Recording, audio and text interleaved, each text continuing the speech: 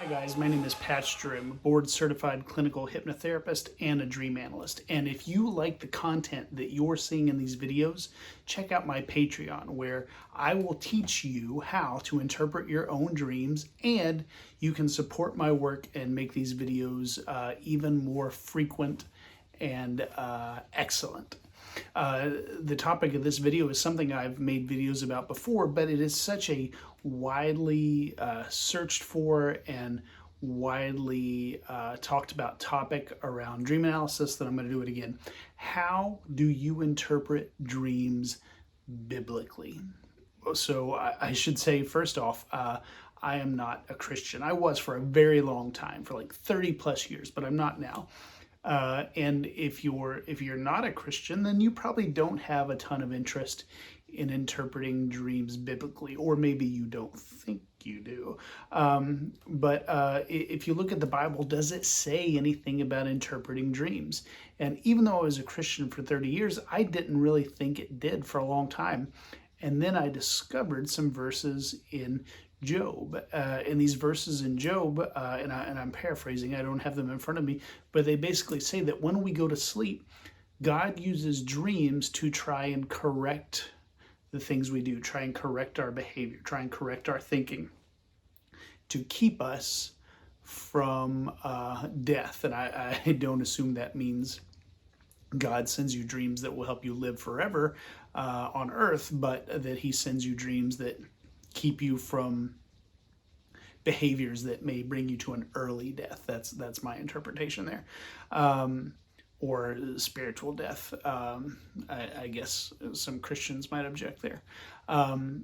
But what's amazing about this view is how well it lines up with kind of the classical Jungian view of dream analysis. Carl Jung, he has a quote that he says, we've forgotten that God primarily speaks to us through dreams and visions.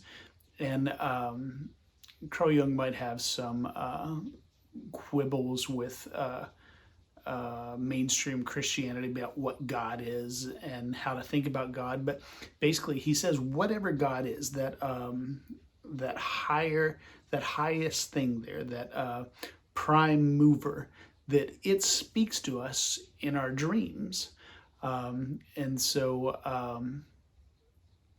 that to me is a Jungian view of dream analysis, but it's actually a biblical view of dream analysis. And I, in almost 40 years of church attendance and Christianity, dreams were never talked about. They were never brought to the forefront of someone's practice of Christianity. And I think in most mainstream circles, that's probably true.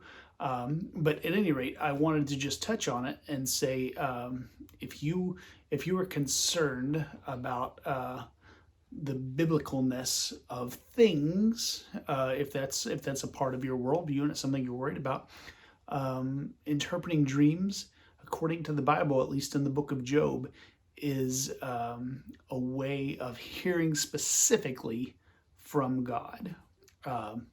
Now, what that requires of us is for us to wisely and thoughtfully interpret our dreams. Because if you have a dream where you kill somebody and you take it literally, then you're like, okay, God's telling me to kill that person. I don't believe dreams are literal communications to us. I believe they communicate through symbols.